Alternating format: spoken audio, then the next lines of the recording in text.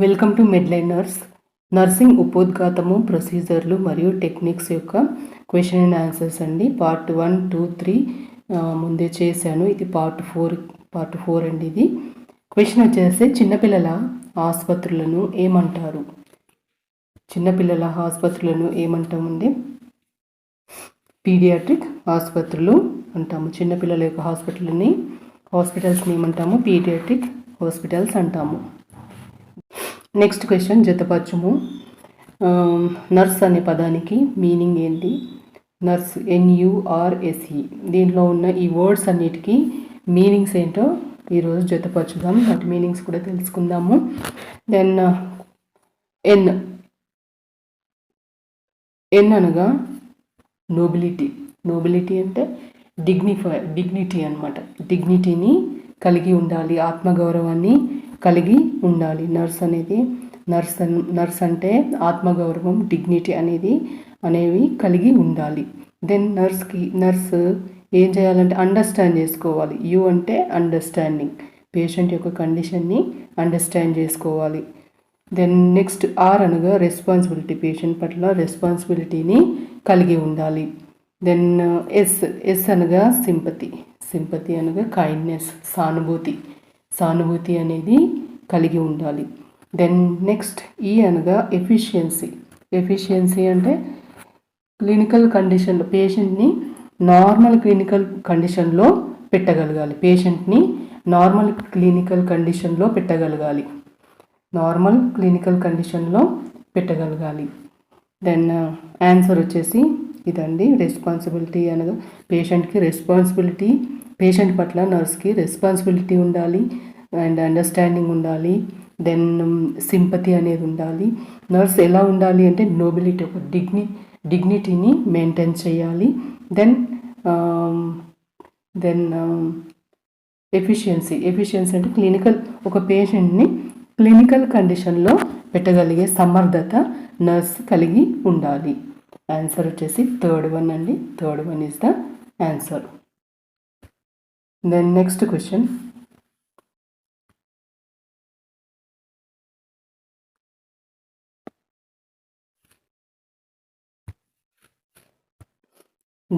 Question, etiquette అన్నది ఏంటి? ఎటిక్విటీ అనేది కూడా నర్సింగ్ యొక్క ఎథిక్సే అన్నమాట. నర్స్ కలిగి ఉండేదే గుడ్ మేనర్స్ని కలిగి ఉండాలి. ఆన్సర్ వచ్చేసి ఫస్ట్ వన్. ఎటిక్విటీ అనగా గుడ్ మేనర్స్ అని మీనింగ్ అన్నమాట. దెన్ నెక్స్ట్ ఎథిక్స్ అనున్నది ఏ భాష నుండి ఆవిర్భవించింది? నర్సింగ్ ఎథిక్స్ అంటాం కదా, నర్స్కి ఉండాల్సిన రూల్స్ అండ్ రెగ్యులేషన్స్, ఓకే, దాన్ని ఎథిక్స్ అంటాము.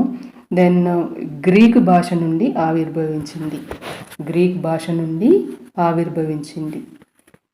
Then next question, comprehensive nursing care అనగా ఏమిటి? సంపూర్ణ నర్సింగ్ పరిచర్య, కంప్లీట్ నర్సింగ్ కేర్ ఇవ్వడాన్నే కాంప్రిహెన్సివ్ నర్సింగ్ కేర్ అంటాము.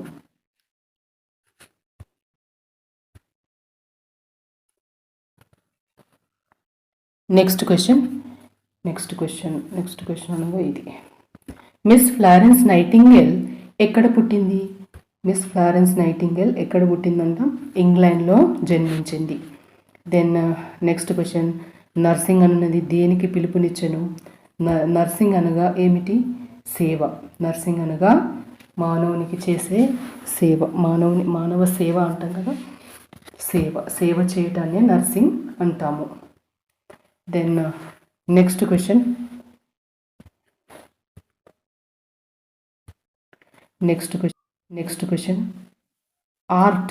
ఆర్ట్ అనగా ఏమిటి? Body of practice or knowledge. Art అనగా body of practice or knowledge ఉండాలి, దెన్ ప్రాక్టీస్ కూడా ఉండాలి. అవి రెండు ఉంటేనే ఒక ఆర్ట్ని సరిగ్గా మనం చేయగలము. నర్సింగ్ అనేది ఒక ఆర్ట్ లాంటిది.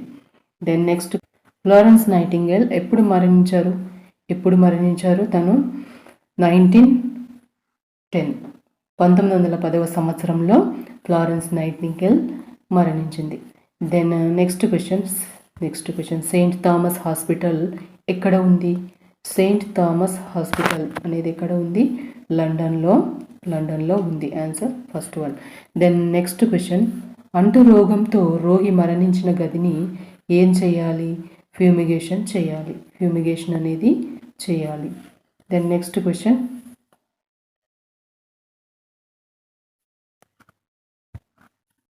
ఆరోగ్య జట్టులో నాయకుడుగా ఎవరు వ్యవహరిస్తారు? ఆరోగ్య జట్టులో నాయకుడుగా ఎవరు వ్యవహరిస్తారండి? ఆరోగ్య జట్టులో నాయకుడుగా వైద్య అధికారి వ్యవహరిస్తాడు. దెన్ నెక్స్ట్ క్వశ్చన్ డిశ్చార్జ్ సమ్మరీని ఆసుపత్రులలో ఎవరు రాస్తారు? డిశ్చార్జ్ సమ్మరీని ఎవరు రాస్తారు? డాక్టర్ రాస్తాడు. డిశ్చార్జ్ సమ్మరీని రాసేది డాక్టర్.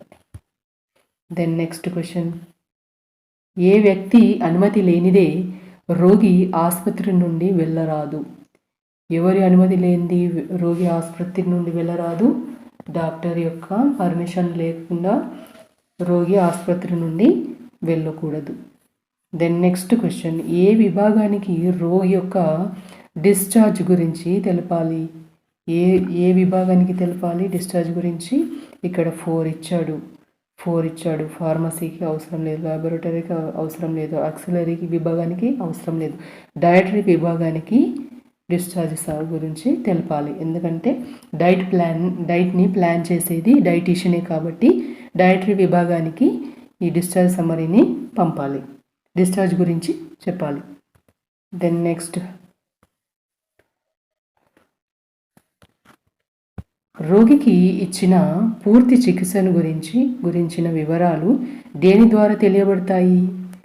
ఇప్పుడు రోగికి అన్నీ మనం ఇంజెక్షన్స్, ట్యాబ్లెట్స్ కానీ, ఇంజెక్షన్స్ కానీ, మరి ఇంకేమైనా ప్రొసీజర్స్ కానీ ఏం చేసినా కూడా ఏ ట్రీట్మెంట్ ఇచ్చినా కూడా మనం దేంట్లో ఇచ్చినట్టుగా చెప్తాము, దేంట్లో ఇచ్చినట్టుగా రాస్తాము అంటే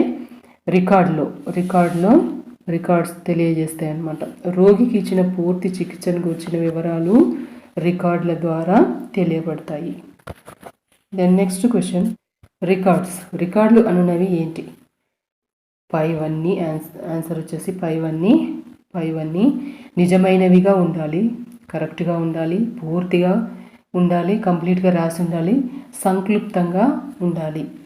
దాంట్లో నిజంగానే రాసినట్టుగా ఉండాలి, పూర్తిగా ఏమేం చేసినామో అనేవి, ఏ విధంగా ట్రీట్మెంట్ ఇచ్చాము, ఎటువంటి ట్రీట్మెంట్ ఇచ్చాము అనేది నిజంగా ఉండాలి, పూర్తిగా ఉండాలి, సంక్లుప్తంగా ఉండాలి. ఆన్సర్ వచ్చేసి పైవన్నీ. దెన్ నెక్స్ట్ క్వశ్చన్ కోల్డ్ స్పాంజ్ని ఎన్ని నిమిషాలు ఇవ్వాలి? 15 to 20 మినిట్స్ ఇవ్వచ్చు. 15 to 20 మినిట్స్ 15 నుంచి 20 నిమిషాల వరకు కోల్డ్ స్పాంజ్ని ఇవ్వచ్చు. ఆ తర్వాత అంతసేపు మాత్రమే ఇవ్వాలి.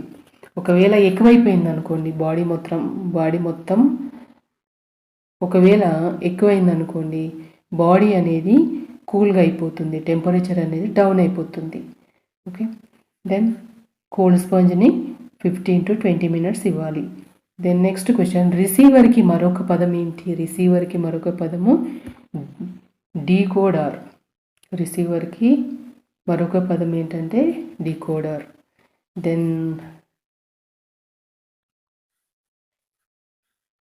నెక్స్ట్ క్వశ్చన్ నర్స్కి మరియు రోగికి మధ్య గల రిలేషన్షిప్ ఏంటి? ఎటువంటి రిలేషన్షిప్ ఉండాలి? థెరప్యూటిక్ రిలేషన్షిప్ అనేది ఉండాలి. నర్స్కి పేషెంట్కి మధ్య ఉండే రిలేషన్షిప్ని ఏమంటాము? Therapeutic relationship. నెక్స్ట్ క్వశ్చన్ క్రింది స్థాయి నుండి పై స్థాయికి పారేడు భావ వినిమయంను ఏమంటాము? మెటా కమ్యూనికేషన్ అని అంటాము. Meta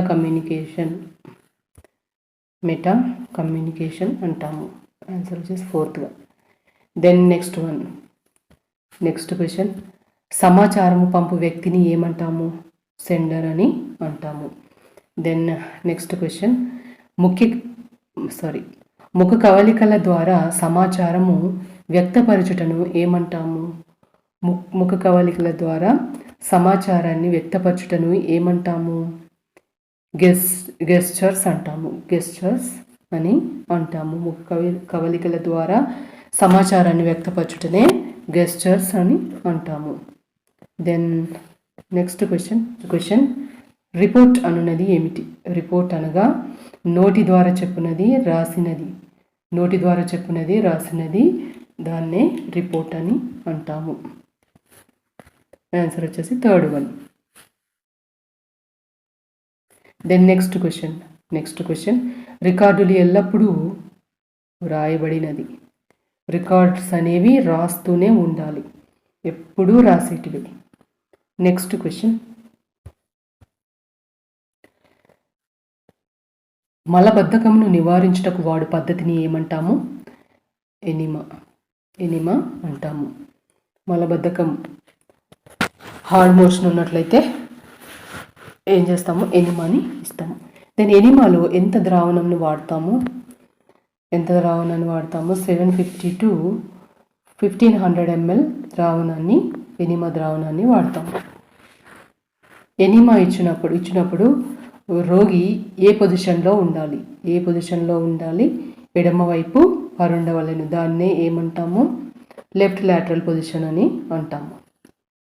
then next question enema ఇచ్చినప్పుడు పురుష నాళంలోనికి ఎంత రబ్బర్ గొట్టంను చొప్పించవలెను? ఎనిమా ఇచ్చినప్పుడు పురుష నాళంలోనికి ఎంత రబ్బర్ గొట్టంను చొప్పించవలెను? కెథెటర్ సైజ్ అనమాట. కెథెటర్ను లోపలికి, కెథెటర్ అంటే ఎనిమాక్స్ ఉండే ఏదైతే రబ్బర్ గొట్టం ఉంటుందో దానిని లోపలికి పంపించాలంటే ఎన్ని సెంటీమీటర్స్ పంపించాలి? 7.5 to 10 సెంటీమీటర్స్ వరకు లోపలికి పంపించాలి. దెన్ నెక్స్ట్ క్వశ్చన్ పర్కషన్ మరియు ఆస్కల్టేషన్ అనేవి దేనిపై ఆధారపడిన పరిశీలన పద్ధతులు. పర్కషన్ మరియు ఆస్కల్టేషన్ అనేవి దేనిపైన ఆధారపడిన పరిశీలన పద్ధతులు? శబ్దముపై. పర్కషన్ సౌండ్సే వింటాం. ఆస్కల్టేషన్ వేయటని ఏమంటాము? తడిబట్టను నుదిటిపై వేయటాన్ని ఏమంటాము? కోల్డ్ కంప్రెస్ అని అంటాము. దెన్ నెక్స్ట్ క్వశ్చన్ నవజాత శిశువు మలము ముదురు ఆకుపచ్చ రంగులో ఉన్నట్లయితే దాన్ని ఏమంటాము? మెకోనియం అంటాము. న్యూబోర్న్ బేబీ యొక్క మలం అనేది ముదురు గ్రీన్ కలర్లో ఉన్నట్లయితే, థిక్ గ్రీన్ కలర్లో ఉన్నట్లయితే దాన్ని మెకోనియం అంటాము. దెన్ నెక్స్ట్ క్వశ్చన్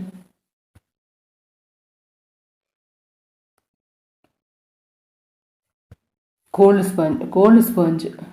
స్పాంజ్ ఇచ్చటం వలన పిల్లలలో డాష్ రాకుండా నివారించవచ్చును.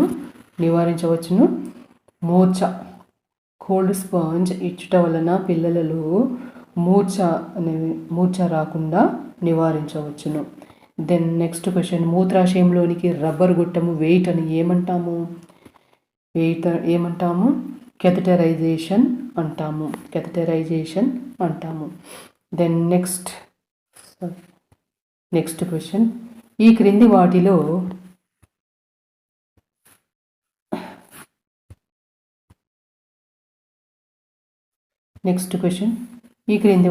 హాట్ వాటర్ బ్యాగ్ యొక్క ఉపయోగం ఏమిటి?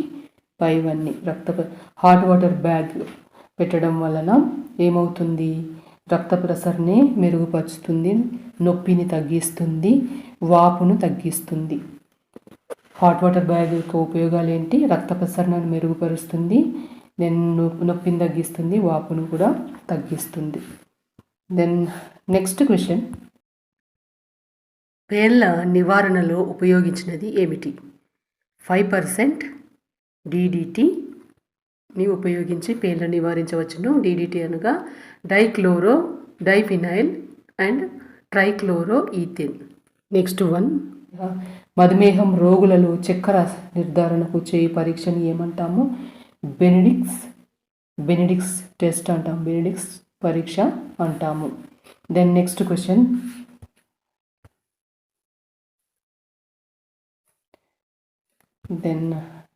క్వశ్చన్ బెనెడిక్స్ పరీక్షలో ఎన్ని చుక్కల మూత్రాన్ని కలుపుతారు? దెన్ 8 చుక్కలు బెనెడిక్ట్స్ టెస్ట్ చేయాలి అంటే దాంట్లో 8 చుక్కల మూత్రాన్ని కలుపుతారు. Then next question, rubber Mackintosh క్రిమిరహితం చేయుటకు ఏ రసాయనాన్ని వాడతాము? 1 and 2 లైజాల్ మరియు డెటాల్ అనే రసాయన పదార్థాన్ని వాడతాము. దెన్ నెక్స్ట్ క్వశ్చన్, మ్యాకింటోష్ను మడిచినప్పుడు 2 అంచుల మధ్య ఏమి ఉపయోగిస్తాము? 2 అంచుల మధ్య న్యూస్ పేపర్ కానీ పాత బట్టను కానీ ఉపయోగిస్తాము. ఓకే, న్యూస్ పేపర్ కానీ పాత బట్టను కానీ ఉపయోగిస్తాము. Answer third one. Next question, చేతి తొడుగులను క్రిమిరహితం చేయుటకు ఉపయోగించే పద్ధతి ఏమిటి? చేతి తొడుగులు అనగా చేతికి వేసుకునే గ్లౌజెస్ని క్రిమిరహితం చేయడానికి ఏం యూజ్ చేస్తాము? ఎలా క్రిమిరహితం చేస్తాము అంటే ఆటోక్లేవ్ యూజ్ చేసి క్రిమిరహితం చేస్తాము. దెన్ నెక్స్ట్ క్వశ్చన్, సూదులను ఎంత సమయం మరిగించినా క్రిమిరహితం అవుతాయి? నీడిల్స్ ఉంటాయి కదా, వాటిని ఎంతసేపు మరిగిస్తే క్రిమిరహితం అవుతాయి అంటే 10 to 20 minutes మరిగించాలి, అప్పుడే అవి క్రిమిరహితం అవుతాయి. దెన్ నెక్స్ట్ క్వశ్చన్, పెయింట్ మరియు వానిష్ యొక్క మరకలను తొలగించుటకు ఏ ద్రావణాన్ని వాడుతారు? పెయింట్ మరియు వానిష్ యొక్క మరకలను తొలగించుటకు ఏ ద్రావణాన్ని వాడతారు అంటే 1 and 2 first one and second one alcohol and టర్పెంటైన్ని వాడతాము. దెన్ నెక్స్ట్ క్వశ్చన్,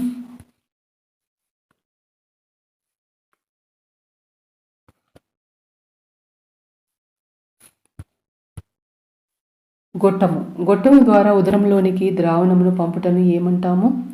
గొట్టం ద్వారా ఉదరంలోనికి ద్రావణాన్ని పంపుటను ఏమంటాము? గ్యాస్ట్రిక్ గావాజ్ అంటాము. గావాజ్ అని అంటాము. గ్యావేజ్ అని అంటాము.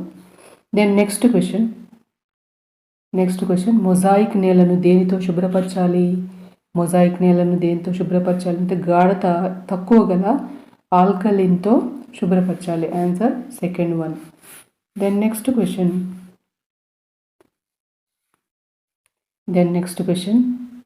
మొజాయిక్ నేలను దేనితో శుభ్రపరచవలను? గాఢత తక్కువ గల ఆల్కలిన్తో శుభ్రపరచాలి. దెన్ నెక్స్ట్ క్వశ్చన్, ఆటోక్లేవింగ్ పద్ధతిలో వస్తువులను ఎన్ని డిగ్రీల వద్ద ఉంచాలి? 121 degrees Celsius వద్ద ఉంచాలి. నెక్స్ట్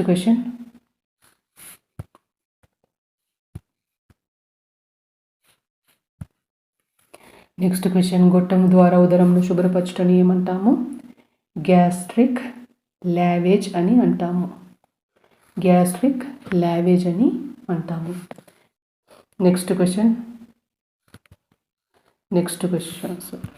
క్వశ్చన్, కళ్ళను అన్య పదార్థం నుండి రక్షించుటకు ఉపయోగించే సాధనము 1 and 2 షీల్డ్ మరియు కళ్ళజోడు, ఇవి రెండింటిని ఉపయోగించి ఫారెన్ బాడీస్ నుండి రక్షించవచ్చు.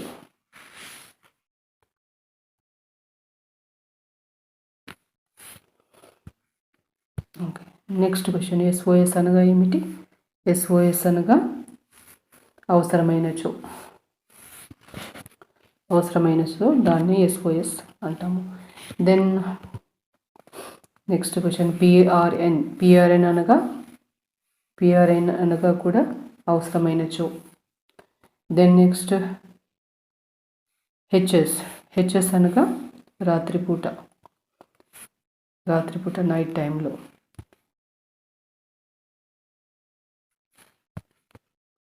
నెక్స్ట్ క్వశ్చన్, BID అనగా రోజుకి 2 సార్లు. BID అనగా per day, twice a day, 2 times per day, 2 times అనమాట. దెన్ రోజుకి 2 సార్లు, second answer. Then next question, TID అనగా రోజుకి 3 సార్లు, per day 3 times, thrice. Okay, then next question, ounce అనగా ఏమిటి? ఔన్స్ అనగా ఎంత NmL. అంటే 30 ml. ఔన్స్ అనగా 30 ml. పడకలో ఉన్న రోగికి చేయించు స్నానాన్ని ఏమంటాము? పడక స్నానం అంటాము. నెక్స్ట్ క్వశ్చన్ ఏంటంటే పడకలో ఉన్న రోగికి చేయించు స్నానాన్ని ఏమంటాము? పడక స్నానం అని అంటాము. దెన్ నెక్స్ట్ క్వశ్చన్,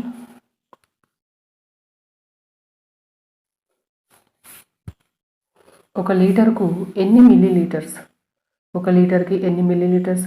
1000 మిల్లీలీటర్స్ అయితే 1 లీటర్ అవుతుంది. దెన్ నెక్స్ట్ వన్, ఒక పాయింట్ లేక పింట్ అనగా ఏమిటి? ఒక పాయింట్ లేదా పింట్ అనగా 500 ml. దెన్ నెక్స్ట్ క్వశ్చన్, ఒక ఎంఎల్కి ఎన్ని డ్రాప్లు? ఒక ఎంఎల్కి ఎన్ని డ్రాప్స్ అంటే 15 to 16 డ్రాప్స్. 1 ml అనగా 15 to 16 drops. Third one answer.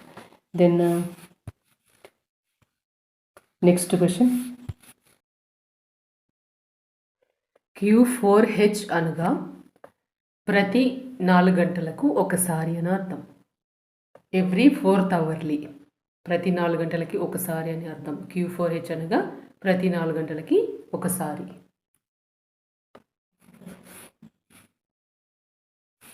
Next question, ఏం అనగా ఉదయం, మార్నింగ్ టైం. పిఎం అనగా సాయంత్రం. సెకండ్ క్వశ్చన్, పిఎం అనగా evening. Then next,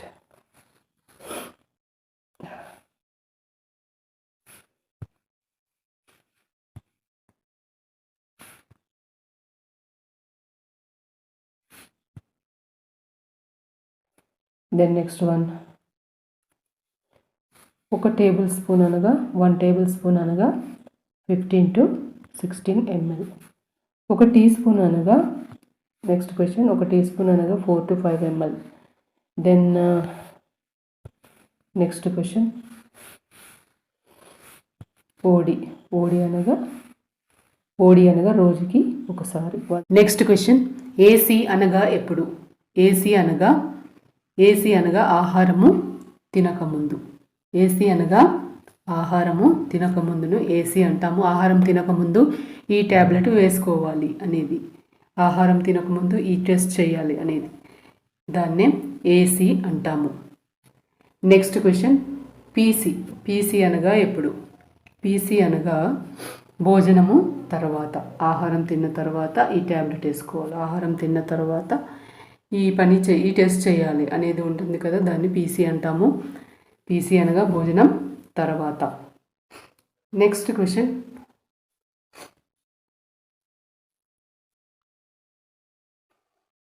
పడకపుండ్లు. Next question, పడకపుండ్లు వచ్చుటకు కారణములు ఏమిటి? పడకపుండ్లు రావడానికి కారణం ఏమిటి? పైవన్నీ వాపు, ఒకవేళ స్వెల్లింగ్ ఉన్నట్లయితే, వాపు ఉన్నట్లయితే, శరీరం సన్నగా ఉన్నా వస్తుంది పడకపుండ్లు, శరీరం లావుగా ఉన్నా కూడా, స్థూలకాయత్వం అయినా కూడా పడకపుండ్లు అనేవి వస్తాయి. ఆన్సర్ వచ్చేసి పైవన్నీ. ఏ రకమైన రోగికి పడకపుండ్లు వచ్చుటకు ఎక్కువ ఆస్కారం ఉంటుంది? పక్షవాత రోగులకి, అంటే ఇంకా బెడ్ రిడన్ పేషెంట్స్కి మాత్రమే. బెడ్ రిడన్ పేషెంట్స్కి ఎక్కువగా, పక్షవాతం ఉన్న పేషెంట్స్కి ఎక్కువగా పడకపుండ్లు వచ్చుటకు ఆస్కారం ఉన్నది. పడకపుండ్లు అనగా బెడ్ సోర్స్. నెక్స్ట్ క్వశ్చన్, చిన్న పిల్లల చెవిలో చుక్కల మందు వేయినప్పుడు ఏం చేయాలి? ఎలా వేయాలి చుక్కల మందు? చిన్నపిల్లలకైతే క్రిందికి అనాలి, క్రిందికి పైకి లాగవాలి. ఫస్ట్ క్రిందికి అనాలి, తర్వాత చెవిని క్రిందకి లాగి పైకి లాగాలి, అలా అన్నమాట. అది చిన్నపిల్లలకు చుక్కల మందు వేయినప్పుడు చేయాలి. నెక్స్ట్ క్వశ్చన్, ఈ క్రింది పరిస్థితులలో ఐవి ద్రావణాలను ఇస్తారు. ఏ పరిస్థితుల్లో ఇస్తారు ఐవి ద్రావణాలని? పైవన్నీ. ఆన్సర్ వచ్చేసి పైవన్నీ. ఈ పరిస్థితుల్లో ఏ పరిస్థితి? నిర్జలీకరణ స్థితి అంటే డీహైడ్రేషన్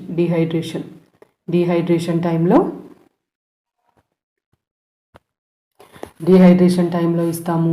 విరేచనాలు ఉన్న టైంలో ఇస్తాము. కాలినట్టయితే, కాలిన గాయాలు ఉన్న టైంలో కూడా ఐవి ఫ్లూయిడ్స్ని ఇస్తాము. పేషెంట్ యొక్క కాలిన గాయాలు అంటే పేషెంట్ యొక్క కండిషన్ ఏ % కాలిన దాన్ని బట్టి ఐవి ఫ్లూయిడ్స్ని ఇస్తాం. ఇక్కడ ఆన్సర్ వచ్చేసి ఇవన్నీ పైన ఉన్నవన్నీ. నెక్స్ట్ క్వశ్చన్ ఐఎం అనగా ఏమిటి? కండరంలోనికి ఇంట్రామస్కులర్ ఇంజెక్షన్ ఇస్తాం కదా మనం. ఐఎం కండరంలోనికి ఇంజెక్షన్ చేయటం IM. Then next question, IM injection చేతిలోని ఏ కండరంనకు ఇస్తారు? ఐఎం ఇంజెక్షన్ అనేది చేతి భాగంలో ఏ కండరానికి ఇస్తాము? దాన్ని ఏమంటాము? డెల్టాయిడ్ కండరము అంటాము. డెల్టాయిడ్ కండరం అని అంటాము. 500 ml స్టీమ్ ఇన్హలేషన్ ద్రావణమును next question 500 ml steam inhalation ద్రావణంను తయారు చేయనప్పుడు ఎన్ని ml యూకలిప్టస్ ఆయిల్ని వాడతాము? 500 ml ద్రావణము స్టీమ్ ఇన్హలేషన్ చేస్తాం కదా, ఇన్హేల్ చేస్తాం కదా, అంటే పీల్చుకుంటాం కదా ఆవిరిని. ఆ టైంలో 500 ml ద్రావణంలో ఎంత యూకలిప్టస్ ఆయిల్ని వేయాలి? ఎంత వేయాలి? 2 ml వేయాలి. 2 ml వేయాలి. దెన్ నెక్స్ట్ క్వశ్చన్ కూపకంలోని అవయవముల నొప్పిని తగ్గించుటకు ఏం చేస్తాము? ఏ బాత్ ఇస్తాము? సిడ్స్ బాత్ ఇస్తాము. సిడ్స్ బాత్ని ఇస్తాము. దెన్ నెక్స్ట్ క్వశ్చన్, ఆల్బుమిన్ను మూత్రం యందు పరీక్షించుటకు వాడు రసాయన పదార్థము.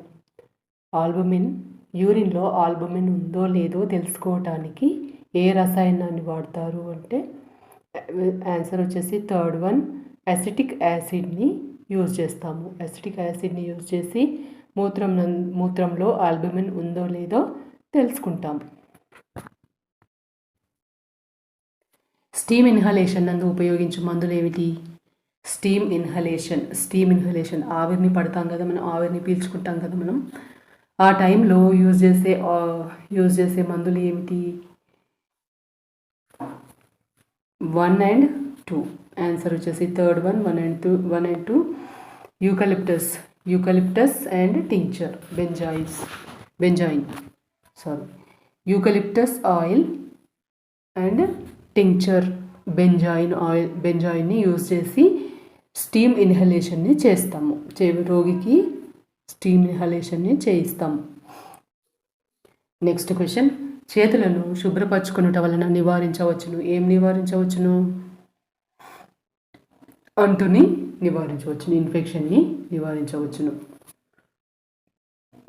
Then next question, bed making వలన ఉపయోగం ఏమిటి? బెడ్ మేకింగ్ చేయటం వలన ఉపయోగం ఏమిటి? బెడ్ మేకింగ్ చేస్తాం కదా, పేషెంట్ అడ్మిట్ అయ్యే ముందు బెడ్ మేకింగ్ చేస్తాం కదా, దానివల్ల ఉపయోగం ఏమిటి? రోగికి సౌఖ్యంగా ఉంటుంది. బెడ్ అనేది చాలా నీట్గా కనిపించటం వలన దాంట్లో పడుకున్నా కానీ కూడా రింకిల్స్ అనేవి ఏమి ఉండవు కాబట్టి ఇరిటేషన్ అనేది ఉండదు, చాలా సౌఖ్యంగా ఉంటుంది. అందుకే మనం బెడ్ మేకింగ్ చేస్తాం. దెన్ నెక్స్ట్ క్వశ్చన్, మ్యాకింటోష్ను పరుపుల తలభాగం నుండి అంగుళం క్రిందికి వేయవలని. ఎన్ని అంగుళంల క్రిందికి వేయాలి? మ్యాకింటోష్ వేస్తాం కదా కింద డ్రా షీట్, ఆ షీట్ని ఎన్ని అంగుళాల క్రిందికి వేయాలి? 16 అంగుళాల క్రిందికి వేయాలి. దెన్ నెక్స్ట్ క్వశ్చన్, నోటి యందు దుర్వాసన, పొక్కులు, చీము పట్టిన వారికి చేయు పరిచర్య ఏమిటి? ఏ ట్రీట్మెంట్ ఇవ్వాలి వాళ్ళకి ఎటువంటి ట్రీట్మెంట్ ఇవ్వాలి? వాళ్ళకి mouth care, special mouth care ఇవ్వాలి. దెన్ యాంటీసెప్టిక్తో గార్గిలింగ్ చేయడానికి యాంటీసెప్టిక్ని కూడా ఇవ్వాలి. యాంటీసెప్టిక్తో పుకిలించటం అన్నమాట. గార్గిలింగ్ చేయడం అంటే పుకిలించటం. ఈ విధంగా ట్రీట్మెంట్. నోటి యందు దుర్వాసన, పొక్కులు, చీము పట్టినట్టు ఉన్న వాళ్ళకి ఇవి స్పెషల్ మౌత్ కేర్, దెన్ యాంటీసెప్టిక్తో పుకిలించటం చేయించాలి. దెన్ నెక్స్ట్ క్వశ్చన్, చీము పట్టు విధానంని ఏమంటాము? పస్ ఫార్మేషన్ జరిగినట్లయితే దాన్ని ఏమంటాం మెడికల్ టర్మ్లో సపురేషన్ అంటాము. సపురేషన్ ఆన్సర్ వచ్చేసి ఫస్ట్ వన్ సపురేషన్ అంటాం. పుండు నుండి వచ్చే స్రావాలని ఏమంటాం? పుండు నుండి వచ్చే స్రావాలని ఏమంటాము? ఎక్సుడేట్స్ అంటాము. ఎక్సుడేట్స్ అనగా పుండు నుంచి వచ్చే లిక్విడ్స్ అన్నమాట, వాటిని ఎక్సుడేట్స్ అని అంటాము. దెన్ నెక్స్ట్ క్వశ్చన్, స్ప్లింట్ అనగా ఏమిటి? స్ప్లింట్ అనగా విరిగిన భాగం యొక్క కదలికను అదుపు చేయుటకు వాడేదాన్నే స్ప్లింట్ అంటాము. అదుపు చేయుటకు టైట్గా వేసేస్తాం కదా, దాన్నే స్ప్లింట్ అంటాము. దెన్ నెక్స్ట్ క్వశ్చన్, గాయము మానుటకు సహాయపడు పదార్థం ఏమిటి? గాయం మానాలంటే సహాయపడే పదార్థం ఏమిటి? ప్రోటీన్స్ వల్లనే గాయాలు మానిపోతాయి. Next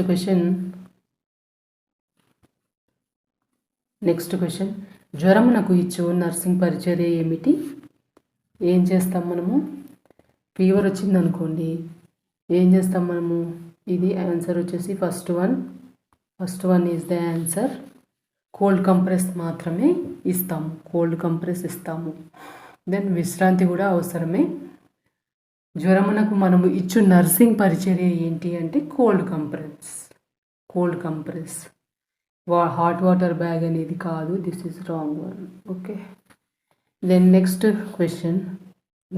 question, Glasgow coma scale యందు స్పాంటేనియస్ ఐ ఓపెనింగ్ స్కోర్ ఎంత ఉండాలి?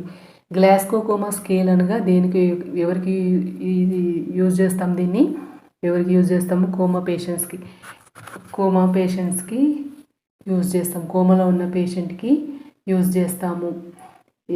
ఎలా ఉంది, కాన్షియస్లో ఉన్నాడా లేదా అనే దాన్ని చెక్ చేయడానికి, కాన్షియస్నెస్ని చెక్ చేయడానికి గ్లాస్గో కోమా స్కేల్ని యూజ్ చేస్తాము. స్పాంటేనియస్ ఐ ఓపెనింగ్కి స్కోర్ ఎంత ఉండాలి అంటే 4 ఉండాలి. Then next question, Glasgow coma scale యందు ఐన్ అప్రోప్రియేట్ వర్డ్స్ యొక్క స్కోర్ ఎంత ఉండాలి అంటే 3 ఉండాలి. దెన్ నెక్స్ట్ క్వశ్చన్, కోమా యొక్క స్కోర్ రేంజ్ ఎంత ఉండాలి? ఆన్సర్ వచ్చేసి సెకండ్ వన్ 3 to 6 ఉండాలి. ఆన్సర్ 3 to 6 ఉండాలి. దెన్ నెక్స్ట్ క్వశ్చన్, శరీరం వాని యొక్క విధులను సక్రమంగా నిర్వర్తించకపోవటాన్ని ఏమంటాము? వ్యాధి అని అంటాము. నెక్స్ట్ క్వశ్చన్, పుట్టుకతో వచ్చే వ్యాధులను ఏమంటాము? కంజెంటల్ డిసీజెస్ అంటాము. దెన్ నెక్స్ట్ క్వశ్చన్, తొందరగా వచ్చి తొందరగా తగ్గే వ్యాధులను ఏమంటాము? తీక్షణ వ్యాధులు. తీక్షణ అంటే acute diseases. Then next question, దీర్ఘకాలం ఉండే వ్యాధులకు ఉదాహరణ ఏమిటి? దీర్ఘకాలంగా ఉండే వ్యాధులకు ఉదాహరణ మధుమేహం. ఇది ఇంకా లైఫ్ లాంగ్ ఉంటుంది, లైఫ్ లాంగ్ డిసీజ్ అనమాట ఇది. దెన్ నెక్స్ట్ క్వశ్చన్, దీర్ఘకాలం ఉండే వ్యాధులను ఏమంటాము? క్రానిక్ డిసీజెస్ అని అంటాం.